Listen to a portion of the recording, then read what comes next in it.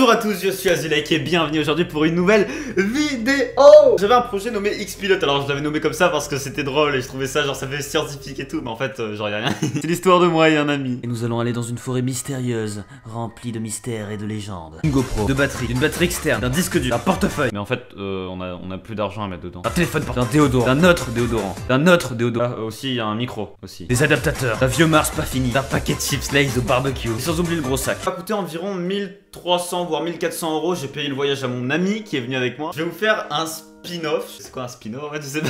Je vais vous raconter tout ce qui s'est passé de A à Z.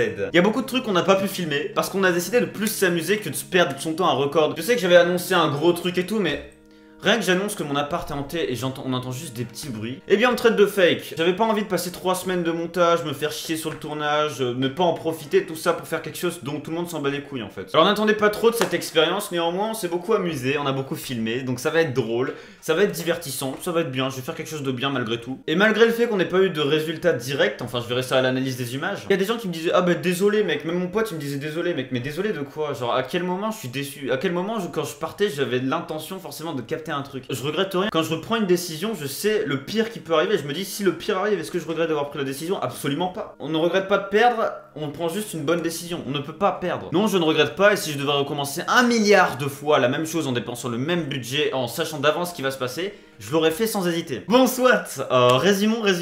Moi, je me pointe avec la tente que j'ai achetée, avec tout ce qu'il faut. Je vais jusqu'à Marseille. Problème étant, la gare de Marseille est grande et je dois me déplacer de Marseille à un autre point. Et moi, j'avais la flemme de porter la tente, du coup je me suis dit bon, je regardais le ciel, tu vois, il faisait magnifique, le bleu, aucun nuage. Je me suis dit bon bah c'est bon, c'est quoi au pire, hein, on dort sur un sac de couchage, sur l'herbe et voilà, tu vois. Du coup, je me débarrasse de la tente. Ça va être drôle les gars, ça va être drôle. Je suis parti en aventure totale, j'ai même pas regardé la météo, je m'en bats les couilles, tu vois. Là c'est l'aventure, on sait pas où on va, on sait pas comment, on sait pas ce qui va se passer, c'est génial. Du coup, je lâche la tente à Marseille, je la pose sur un banc. Bon, voilà, bon, on s'en bat les couilles. Je largue la tente, je vais chez mon pote, tu vois. Il fait ouais, salut et tout. Elle est où la tente?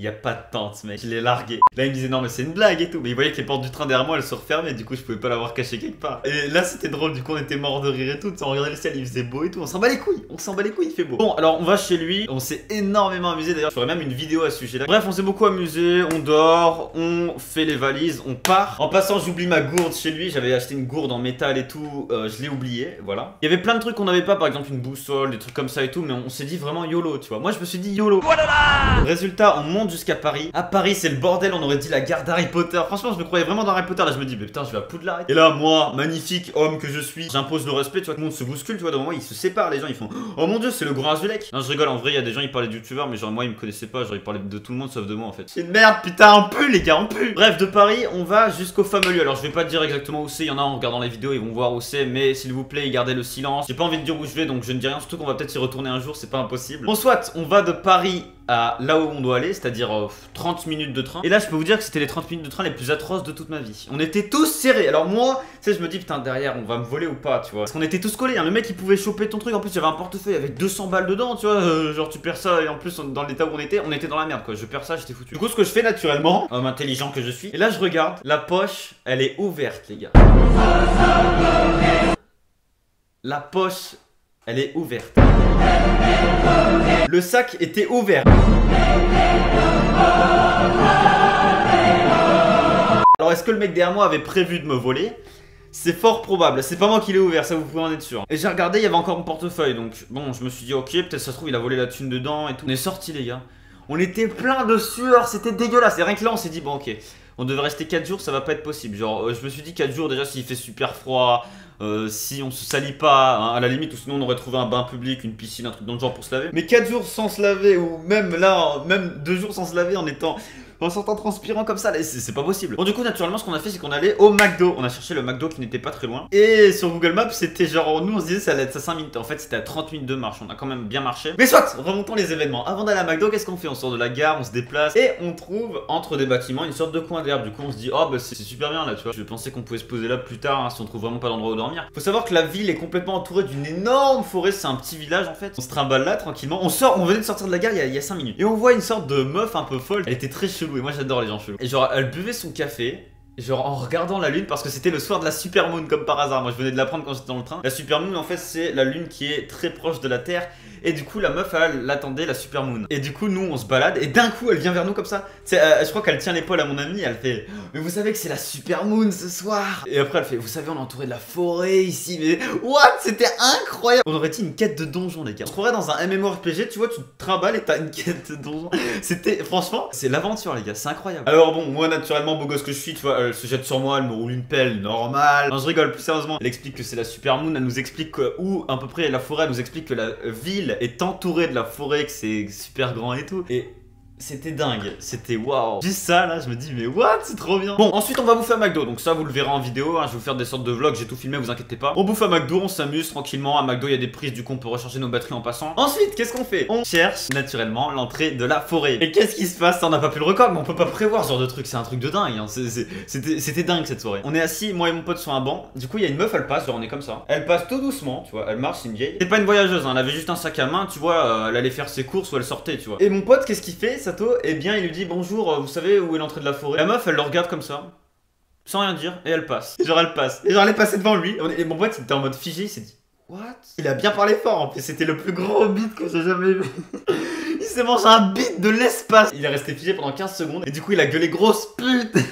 Et du coup après on a trouvé, et cette personne était très très sympathique, vous a dit où elle était l'entrée de la forêt. On y est allé, déjà c'était chelou, hein, des mecs genre à 23 h chercher une forêt et tout. Il faut savoir que le train était en retard en fait, ça j'ai oublié de le dire. Le train était en retard d'1h30 à cause d'accident à Paris. Du coup ce qui s'est passé c'est qu'on a dû attendre 1h30 et que c'était la nuit. On avait prévu de faire une sorte de repérage de jour, de savoir où dormir, mais non. C'était la nuit noire quand on est arrivé. Parce qu'avant c'est 1h30 d'attente, on avait aussi attendu 1h, je sais plus, on avait perdu énormément de temps. Et du coup c'était la nuit noire. On trouve l'entrée de la forêt, c'est là qu'on va faire le record, je pense, le plus important de toute l'expédition. On prend nos lampes torches, on filme, on commence à avancer. On va loin, on va très loin, on était très fatigués, hein. Et j'ai entendu beaucoup de légendes qui disaient que quand t'étais fatigué la nuit, en forêt, en hiver, c'était mal pour toi. Des bruits de pas, des bruits de galop, tout autour de nous en fait. On était en plein dans la forêt. On commençait à s'immerger de plus en plus et c'était pas très rassurant. Surtout qu'on avait dû passer à un manoir où il y avait une sorte de Rottweiler qui nous avait gueulé dessus. Du coup on était passé avec nos lampes torches, on avait été discret finalement et on avait réussi à passer. Il faut savoir que genre une semaine ou deux avant, mon pote, dans son jardin, il y avait un sanglier qui avait essayé de le charger. Il a eu peur pour sa vie quoi. Le truc, il a fallu le défoncer. Genre il l'a vu, il a pas hésité une seule seconde, il a fou, tu vois. Comme ça, du coup il a dû esquiver, il a dû se barrer. Et du coup on avait peur de ça parce qu'il y avait énormément de sangliers. Et par la suite un taxi nous a expliqué que les sangliers, il y en avait tellement qu'ils descendaient même en ville le soir. En ville les gars, ils vont en ville les sangliers, ils se baladent en... C'est le bordel. Du coup nous on s'est dit oulala, tu vois, ok, tout va bien, tu vois, tout va bien. Et mon pote surtout il me faisait peur avec le sanglier, tu vois, moi j'en avais rien à foutre. Je me disais bon c'est qu'un sanglier, tu vois. Mais lui il me faisait vraiment flipper avec ça, il me disait mais mec on est dans la merde si un sanglier, tu t'en rends pas compte de ça. Il y avait des bruits de galop partout. On continuait et je commençais à me fatiguer de plus en plus. Je commençais à lâcher, je commençais même à demander à mon pote de tenir la caméra tellement j'étais fatigué. Je commençais vraiment à m'épuiser, on commençait toujours à avancer de plus en plus loin pour chercher un endroit où dormir. À un moment on se dit c'est bon on va se poser là, on regarde le sol, une araignée dégueulasse, on n'avait pas de tente. Et là, c'est la merde. C'est le caca. Du coup on s'est dit putain mec c'est la crise, tu vois, on est en train d'avancer, c'est toujours les mêmes décors, tu vois, on va devoir aller super loin, on va se perdre, on n'a pas de boussole, il commence à pleuvoir, on n'a pas de tente, il y a des araignées de partout, on est dans la merde. On est dans la merde. Même si on avait une tente, c'est pas possible qu'on reste une nuit sans se faire charger quoi. Du coup ce qu'on a fait c'est que c'était vraiment la merde de ouf. On a décidé de retourner à l'endroit où on avait trouvé la vieille folle, on va l'appeler comme ça, hein, ne le prenez pas mal. Et on a décidé de mettre nos sacs de couchage là, on était protégés par des arbres, c'était une sorte de plaine, une grande plaine, on était tranquille pour dormir, du coup on a dormi là. On a dormi là 3 heures, qu'est-ce qui s'est passé? Non 2 heures je crois, 2 heures ou 3 je sais plus. Qu'est-ce qui s'est passé après? Il y a la pluie qui nous tombe sur la gueule. Damn. On est dans la merde. Au début je m'en foutais, je me suis dit dehors c'est bon, on s'en bat les couilles. Et là la pluie elle commence à tomber de plus en plus et tout. Et on a dit du coup trouver un abri. Pourquoi? Parce que sinon les sacs de couchage allaient être mouillés et là c'était la mort assurée. On avait dormi 3 heures mais on était quand même en forme, on a dansé, on faisait les cons, on faisait des jeux de mots pourris, on mettait des pubs dans les boîtes aux lettres où il y avait marqué qu'il fallait pas mettre de pub. Mon dieu. Jour 2, qu'est-ce qu'on fait? On va dans la forêt pour un peu distraire le temps. Du coup au total on aura pris 3 entrées différentes. On y retourne, cette fois-ci on prend un nouveau chemin. Et là, et là on passe par un chemin interdit. Du coup on y va et tout. On traverse et tout, on passe, hein, on avance genre 15 minutes. Et là au loin qu'est-ce qu'on voit? Un sanglier qui traverse la route devant nous. Et là mon pote il se dit ok on se barre. Et moi je dis bon ok on se barre et tout parce qu'il flippait sa mère en fait, c'est le gros Starloose là. Si on veut faire une expédition paranormale et que vous nous faites triper, on va être parano les gars, vous êtes pas intelligents. Je ne peux pas mourir les gars, je suis l'empereur du monde. Résultat on a attendu le lendemain matin. Le lendemain matin, moi je déjeune un pain au chocolat et mon pote il a pris 4 donuts et 3 pains au chocolat. C'est quoi ce monstre? What the fuck? Bon soit on a bouffé, on est allé au McDo, on a fait des comptes rendus et on s'est dit ok, il faut qu'on trouve une tente. Cette aventure est franchement géniale. Vous allez vous taper des barres. Du coup, il fallait qu'on trouve une tente. Ce qu'on a fait, c'est qu'on a marché pendant 2 heures. On a enfin trouvé un magasin qui devait vendre des tentes. Et là, il nous dit, je n'ai plus de tente. Il commence à pleuvoir de plus en plus. On a trouvé le château. Il y avait un château dans la ville. Il était magnifique. Je l'ai pas filmé parce qu'on était, je dois vous avouer qu'on était tellement deg là. Sur le coup, on était tellement fatigué. On se disait, putain, mais comment on va faire? Mais bon, ça peut vous rassurer, on en a profité. Bon, ensuite, je me dis, ok, gardons espoir. Il y a encore un magasin de sport dans la ville. Je me dis, ok, c'est possible qu'ils vendent des tentes. On y va. Il leur reste une tente, 50 €. Je paye. Là, j'étais content. On avait la tente. Et comme par hasard, il y avait un Subway à côté. Et comme par hasard, il y avait un taxi à côté. Et c'est exactement ce qu'il fallait. Parce que même sur le chemin, j'ai dit, ok, maintenant, la seule issue de secours qui nous reste, c'est il nous faut un taxi, un magasin qui vend une tente et un Subway. Non, pas un Subway, mais un truc qui vend de la bouffe, quoi. Et aussi, je me suis dit, il faut aussi qu'il arrête de pleuvoir. Voilà, il y a tout ça, c'est parfait. Il a arrêté de pleuvoir. On a trouvé la tente, par miracle. Comme quoi, faut jamais abandonner, les gars. On était bien crevés. Là, on était KO. Bon, du coup, on prend le taxi. C'est là que le taxi nous a dit, oui, alors, vous savez, par exemple, ça, là, il nous montrait des dégâts dans la ville, en fait, ou des trucs, des feuilles qui sont remontées. Il disait, ça, c'est les sangliers qui ont fait ça. Ils sont venus dans la ville et tout. Moi, je dis, what, tu vois, dans ma tête, ok. Du coup, j'en ai eu pour 15 € de taxi, nous emmener en plein cœur de la forêt. Enfin, je dis plein cœur entre guillemets parce qu'elle est gigantesque la forêt, sinon ça aurait mis 2 heures de route. Mais voilà, on était bien imprégnés dans la forêt, dans un endroit où on avait le droit de camper cette fois-ci. Du coup, on a mis la tente. J'ai essayé de déplier la tente et la tente était pétée, elle était cassée. Mon dieu. Comme quoi les gars ils disent que je suis chanceux et tout. Arrêtez de croire que je suis chanceux les gars. Jamais de ma vie j'ai été chanceux. On peut quand même dormir dedans. On a dormi dedans hein. On a réussi à faire de notre mieux hein. Vous verrez c'est épique, c'est marrant. Moi j'étais fringué comme un clochard mais dans l'aspect de survie, pas dans l'aspect de swag tu vois. J'avais quand même acheté ces lunettes à 25 balles remplies de swag pour remonter un peu la piste. En soit du coup on dort dans la tente. Et là je me réveille en pleine nuit. Il commence à pleuvoir de ouf et la tente n'était pas faite pour résister à la pluie. Et même le vendeur du magasin nous avait dit ouais elle est pas faite pour résister à la pluie. Moi je me suis dit ouais c'est bon c'est bon. De toute façon j'avais pas le choix donc j'ai dit ouais c'est bon. Il y avait pas d'hôtel, on n'en trouvait pas ou alors il valait beaucoup trop cher où ils étaient tous full. On a dormi genre 2h30 et je me suis fait réveiller par la pluie. Des bruits de galop pas loin de nous, genre je sais pas à 20 mètres. Et là on se dit ça pue la merde, ça craint. Il fait super froid et la pluie est en train de nous tomber sur la gueule et on savait pas où aller. Et c'est là que j'ai pris une décision, je me suis dit ok bon le temps tout ça est contre nous. C'est bien amusé, on a récolté des trucs sympas mais il va falloir qu'on s'en aille. Sauf que le billet de train retour était pour 1 jour et demi plus tard. Mais je me suis dit on va prendre le risque, j'aime l'aventure et je voulais prendre le risque, je l'ai pris. Donc je me suis dit ok on doit rentrer maintenant, il n'y avait pas de taxi, il n'y avait pas de réseau donc pas de taxi. Et du coup on rentre, on fait du stop, quelqu'un nous prend en stop et c'est là, il me semble que je perds mon téléphone et ma batterie externe dans la voiture. Bon, au moins le stop n'aura pas été gratuit, hein, il s'aura fait des beaux cadeaux le mec. C'était un mec très sympa qui nous a pris en stop, donc voilà, il nous a déposé directement à la gare. Mon pote lui a dit ce qu'on faisait, pourquoi on était là, qu'on cherchait des trucs paranormaux. Bon, lui il parle vraiment, non mais c'est un truc de ouf, comment il... Sato, tu parles trop, genre tais-toi. Tais-toi putain. Bref, on rentre à la gare tranquillement, hein, on prend des M&M's et tout. On rentre, on prend le train et c'est là que l'aventure continue. On va à Paris.